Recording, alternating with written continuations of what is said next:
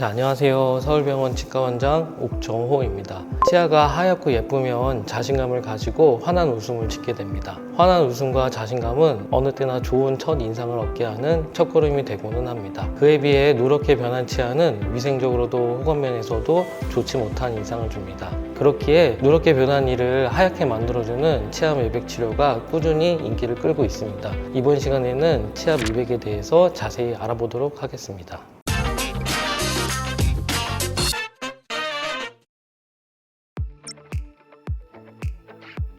먼저 치아 미백 치료가 필요한 경우는 어떨 때일까요? 첫 번째로 치아는 여러 층으로 나눠져 있는데 그 중에 노란색을 띠는 상아지를 하얀 범랑질이 둘러싸고 있습니다. 범랑질 두께나 양에 따라 치아의 색이 누렇게 보이는 경우에 미백 치료가 필요하게 됩니다. 두 번째로 커피의 콜라와 같이 색이 있는 음료와 색이 진한 음식을 섭취했을 때 치아의 색이 누렇게 착색되는데 이럴 때 또 치아 미백 치료가 필요합니다. 또 흡연으로 인한 니코틴 착색과 변색으로 인해 치아 미백 치료가 필요할 경우가 있고요. 또 외상으로 치아가 충격을 받았거나 부러져서 치아의 신경이 손상되면 치아의 색이 검게 변색이 되는데 이 경우에도 미백 치료가 필요합니다. 마지막으로 신경치료 후에는 치아가 일반 치아보다 검은색을 띠게 되는데 보통 신경치료 후 보초를 씌워줄 때 치아색과 유사한 투명도와 신미성을 지닌 올세라믹이나 지르코니아라고 하는 보철물을 씌워주게 되는데 이런 신미성을 강화한 보철물들을 씌우기 전에 치아의 검은빛이 비쳐 보일 것을 막기 위해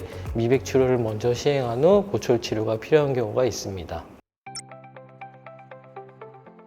자, 그럼 두 번째로 치아 미백 치료의 종류는 어떤 것이 있을까요? 치아의 미백술은 크게 두 가지로 나뉘는데 하나는 우리가 일반적으로 떠올리는 미백 방법으로 미백 약재를 치아에 도포하여 하얗게 만들어주는 생활치 미백이고 다른 하나는 과거 외상 신경치료의 이력에 따라서 변색된 치아를 하얗게 만들어주는 실알치 미백입니다. 이 중 실알치 미백은 다시 전문가 미백법과 자가 미백법으로 나뉘게 됩니다. 각각의 미백 방법에 대해서 살펴보도록 하겠습니다. 자, 첫 번째로 전문가 미백 치료란 생활치아의 미백의 원리는 과산화수소나 과봉산 나트륨의 약재를 치아에 도포하여 치아에 착색된 착색물을 미백 약재를 이용한 산화작용을 통해 제거함으로써 치아의 본래 색을 회복하도록 하는 술식을 말합니다. 그중 전문가 미백 치료는 고농도의 과산화수소와 레이저를 이용해 미백 시간과 기간을 단축할 수 있습니다. 고농도의 미백 약재를 사용하기 때문에 구강 점막에 잘못 닿으면 화상을 입을 수 있기에 전문 보호 장비 및 기구들이 필요하며 무리하게 치료를 진행하게 되면 치아를 약해지게 하는 원인이 될 수 있기 때문에 반드시 치과에 내원하여 전문가인 치과 의사에 의해 치료를 진행하셔야 됩니다. 두 번째로 자가 미백 치료란 의사의 지도 감독 아래서 본인이 집에서 스스로 시행하는 생활치 미백술이며 개인에 맞는 맞춤용 틀을 치과에서 제작해 본인이 직접 틀에 미백제를 담아 끼우고 집에서 미백 치료를 하는 술식을 일컫는 말입니다.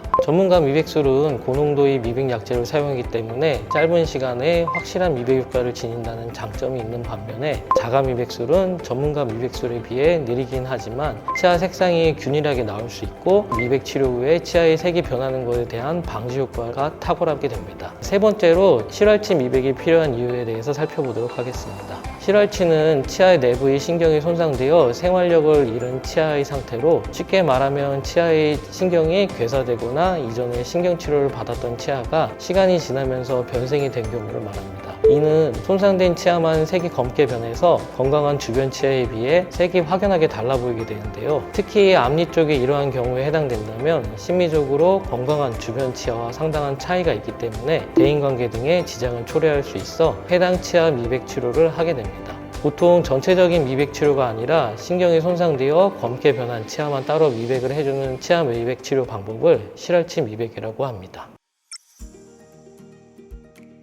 이제 마지막으로 미백 치료의 주의사항에 대해서 알아보도록 하겠습니다. 첫 번째는 미백 치료 후 2주간은 치아에 착색을 일으킬 수 있는 콜라, 홍차, 녹차, 커피 등의 음료의 섭취를 금해야 됩니다. 두 번째로 치아가 민감해질 수 있기 때문에 지나치게 찬 음식이나 음료의 섭취는 피해야 합니다.